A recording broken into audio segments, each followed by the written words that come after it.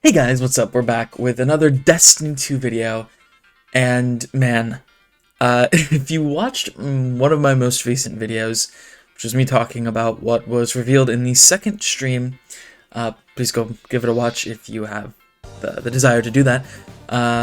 But all the hype that I expressed in that video has been just taken away, almost instantaneously. So, there was a Dev Insight blog about the Brave Arsenal weapons, which is basically just all of the weapons that are coming into the light mini update that is going to span the time in between April 9th and July, or sorry, not July, June 4th, the release of the final shape. And people were very excited because it's bringing back a lot of stapled, like the best of the best Destiny weapons that we've had in Destiny 2, especially, right? From your Midnight Coup to your Luna's Howl, definitely not Edge Transit, Blast Furnace, Hammerhead, and so on. If you want a full list, it's out there, and I'll leave this blog in the description so you can go take a look for yourself. But the reason this video is called 2 Steps Forward and then 3 backwards is because it was a great idea for Bungie to bring these weapons back in a free game mode, in a free update, where players don't have to spend a dime. But the last little part of this update is what a lot of people are griping over, and I don't blame anyone, and it's frustrating. So we're gonna read that real quick and then talk about it. It reads, and that's all of them.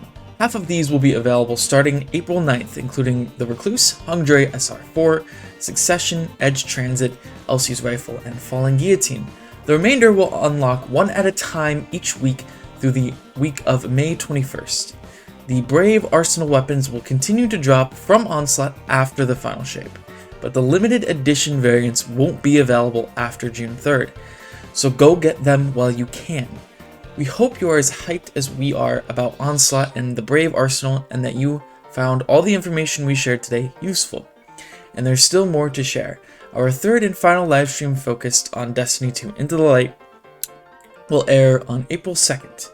That's exactly 1 week before the content update arrives on April 9th. We can't wait. Until then, Guardians. Where do I even begin? I've said recently that I'd try to be more of a positive channel, and you know, I think I can still do that, but this is just like a shot to the foot. I could understand maybe like a daily rotator, similar to how we see with, I think the Lost Sectors might be daily. I don't know if they're weekly.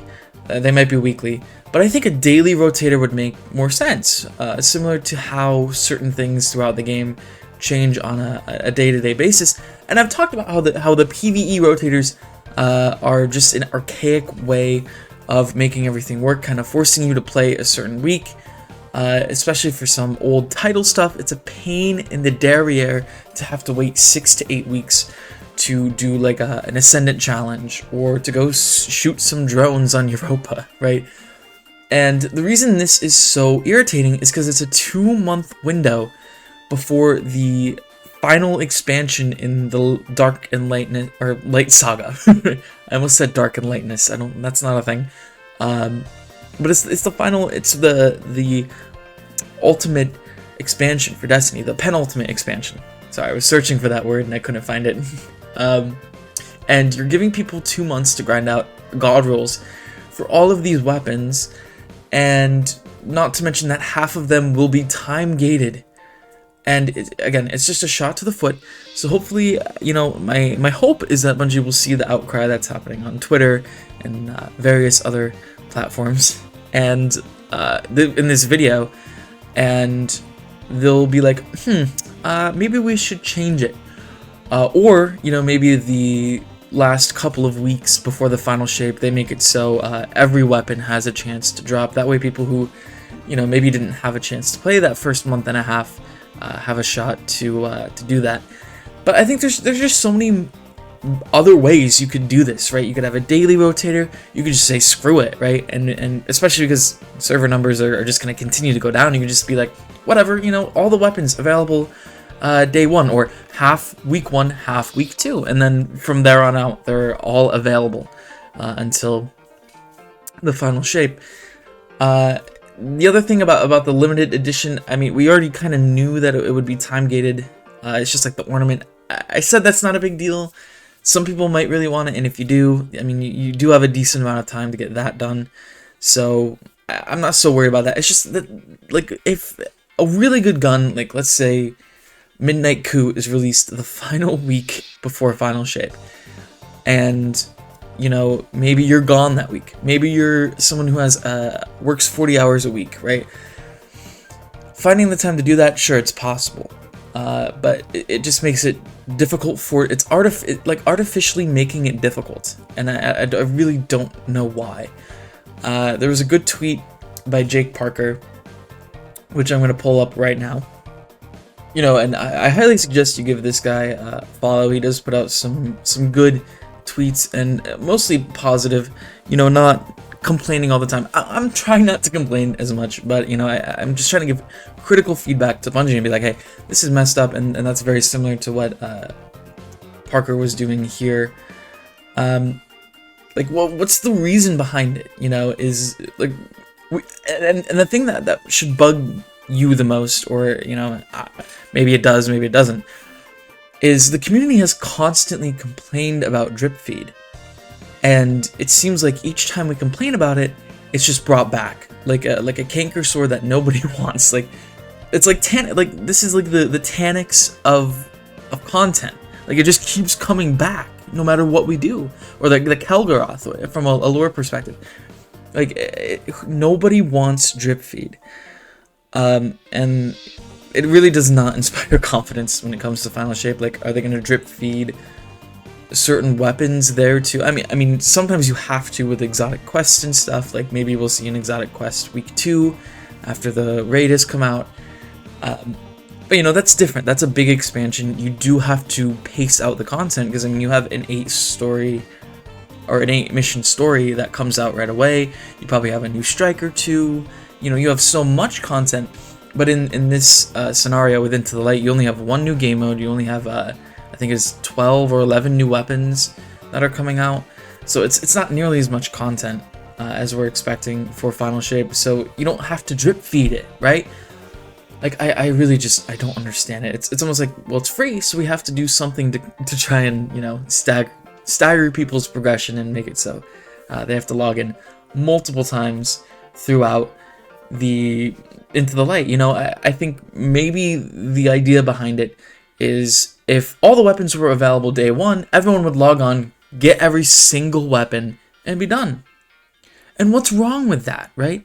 I don't think there's anything wrong with that. That's just some people like to play that way. Some people would rather space it out, and they can do that themselves, right? Artificially, they can do that. So, well, yeah. Anyways, this just really made me sad. And again, 2 steps forward, right? With bringing these weapons back, they're free. You know, I think I'm with a lot of people who've been saying that it sucks that certain weapons, like, you know, Succession and Hung Jury, which, you know, and even Forbearance, right? Like, Forbearance you can go get, it's pretty easy. Hung Jury, I mean, there's so many versions of that weapon. In Succession, you can also just go farm it. I mean, Atrax is the easiest encounter to farm, but, you know, the fact that these weapons could have been literally anything else is also something that I think the community is a little upset about. But, you know, overall, this is still a win. Onslaught, still have to wait and see how that pans out, but, you know, most of these weapons are cool. It's just the way they're being dropped. The execution is, again, it's being dropped very, very badly. And I know some people might not care about this as much. It certainly bugs me, because it doesn't influence the casual player who just wants to hop on for a little bit and play, right? Like, you have to hop on a little bit each week, and if you want those god rolls, you might have to play a little bit longer, right? I don't know. Let me know what your guys' thoughts are below. Like this video if you enjoyed it. Be respectful, because this might not be a dev's decision. This might be a higher up decision. This might be something that's completely out of their control, and you never know. There's still a little bit of time before this update comes out, and they might change it. So if they do, then I rescind everything I said in this video. I'm happy you rescinded it, or at least changed it to something, literally anything else. Thanks again for watching, though. Subscribe again if you haven't already, and I'll see you in the next one.